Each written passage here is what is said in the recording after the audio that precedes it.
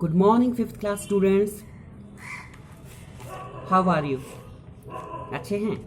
आइए देखिए, तो आपने कल मेरा वीडियो देखा होगा और जो नोट्स भेजे थे वो आपने राइट कर लिए होंगे। अब ध्यान रखना, जो भी नोट्स आप लिख रहे हैं, मैं कभी भी आपको कॉल करके ऑनलाइन फ़ोन पे ही मैं आपसे कुछ क्वेश्चन पूछ सकता हूँ नोट्स से। ध्यान रखिए, नोट्स को ज़रूर पढ़ें और कभी भी मेरा फ़ोन आ सकता है और मैं आपसे पूछ सकता हूँ कि आपने क्या लर्न किया। खेलना भी है लेकिन आपको पढ़ाई भी करनी है। तो देखिए, मैंने आपको पीछे के जो वीडियो दिए हैं उनमें मैंने आपको रिप्रोडक्शन के बारे में समझाया, रिप्रोडक्शन क्या होता है। उसके बाद मैंने आपको सीड स्ट्रक्चर के बारे में बताया और उसके बाद मैंने आपको कल जर्मिनेशन के बारे में बताया। क्या होता है जर्मिनेशन? जर्मिनेशन का मतलब होता है बेबी प्लांट्स का सीड से ग्रो करना। हम सीड्स को मिट्टी में डालते हैं तो उससे बेबी प्लांट्स ग्रो करता है, उसे हम जर्मिनेशन कहते हैं। और इसीलिए फेवरेबल कंडीशन भी मैंने आपको 3 बताई थी, याद है ना? 3 फेवरेबल कंडीशन कौन सी है? देखना, याद करना, मैं पूछूंगा फ़ोन में। नेक्स्ट, आज मैं आपको बताता हूँ कि डिस्पर्जल ऑफ सीड।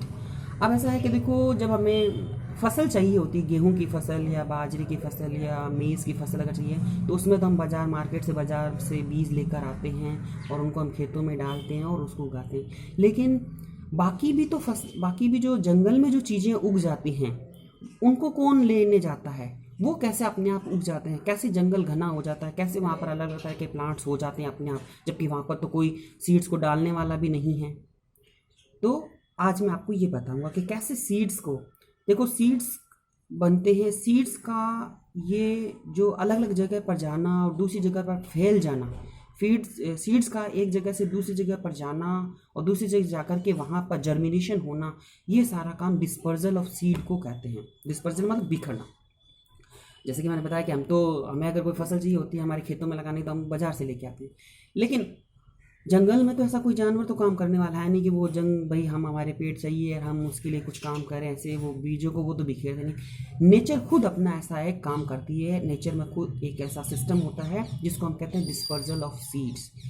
प्लांट्स पर फ्लावरिंग का टाइम आता है, फ्रूट्स का टाइम आता है और उसके बाद में उसी फ्रूट्स को कोई भी एनिमल्स खाता है या ह्यूमन बींग्स खाता है और उसके बदले में उसमें से सीड्स निकलते हैं। एग्जाम्पल के रूप में हम मैंगो को ले सकते हैं। मान लो अब मैंगो है, इंसान मैंगो को खाता भी है, खाने के बाद में उसकी जो सीड्स होता है वो गुठली के रूप में था, उसको हम काम में नहीं लेते, उसको हम फेंक देते हैं।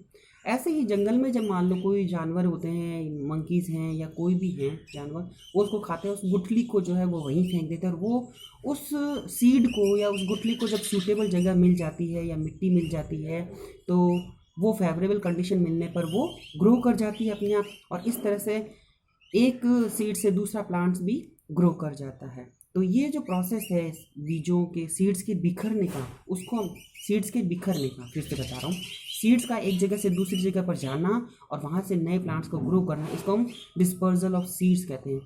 अब ये देखो, ये काम कौन करता है नेचर में? नेचर में ये काम करने के लिए 4 एजेंट है, 4 एजेंट है। पहला एजेंट है विंड, दूसरा एजेंट है वाटर और तीसरा एजेंट है एनिमल खुद, और चौथा है ब्लास्टिंग का एजेंट।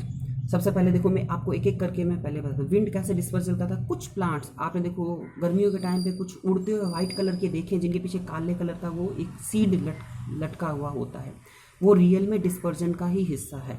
इसी तरह से फॉरेस्ट में ऐसे खूब सारे प्लांट्स होते हैं जो हल्के होते हैं, जब वो राइप हो जाते हैं, पक जाते हैं, तो उनके सीड्स हवा के झोंके की वजह से उड़ जाते हैं और जब हवा का फ्लो कम होता है तो वो उसी जगह पर डब कर जाते हैं और वहाँ पर जब उनको फेवरेबल कंडीशन, क्या है फेवरेबल कंडीशन? सनलाइट, वार्मथ कह सकते हैं, और वाटर मिल जाता है और सोइल मिल जाती है, तो वहाँ पर नया प्लांट्स ग्रो कर जाता है। तो वाटर के विंड के थ्रू भी ये डिस्पर्जल होता है। विंड भी क्या करती है? बीजों को बिखेरने में मदद करती है। दूसरा, वाटर भी डिस्पर्जल का काम करता है। वाटर जैसे कोकोनट है या पाम ट्री का जो प्लांट है, कोकोनट है, तो वो पानी के थ्रू वो राइप करते हैं पहले पेड़ के ऊपर और वो नीचे पानी में गिरते हैं और पानी के थ्रू वो कई 1000 किलोमीटर दूर जाते हैं और उनको जो फेवरेबल कंडीशन मिल जाती है तो वहाँ पर भी नया प्लांट जो है ग्रो कर जाता है, तो वो वाटर डिस्पर्जल कहलाएगा, वाटर के थ्रू हुआ। इसी तरह से एनिमल डिस्पर्जल भी होता है। कुछ जानवर क्या करते हैं? सीड्स को खाते हैं। सीड्स को खाने के बाद सीड्स को तो वो भी नहीं खाते हैं, वो अपने मुंह से उस सीड्स को जो है फेंक देते हैं, या मान लो उनके शरीर पर कुछ कांटों के रूप में वो चुभ जाते हैं। जैसे जंगल में हम जाते हैं तो हमारे भी शरीर पे कांटे के रूप में चिपक जाते हैं। वास्तव में वो कांटे भी होते हैं लेकिन कांटों के साथ साथ में वो सीड्स भी होते हैं जो जानवरों के शरीर से या यानी अपने ह्यूमन बींग्स के शरीर से चिपक कर एक जगह से दूसरी जगह चले जाते हैं और वहाँ हम उनको झटक देते हैं, जानवर भी झटक देते हैं, तो वहाँ पर जब उनको फेवरेबल कंडीशन मिल जाती है तो वो ग्रो कर जाते हैं। तो इस तरह से एनिमल डिस्पर्जल हो गया।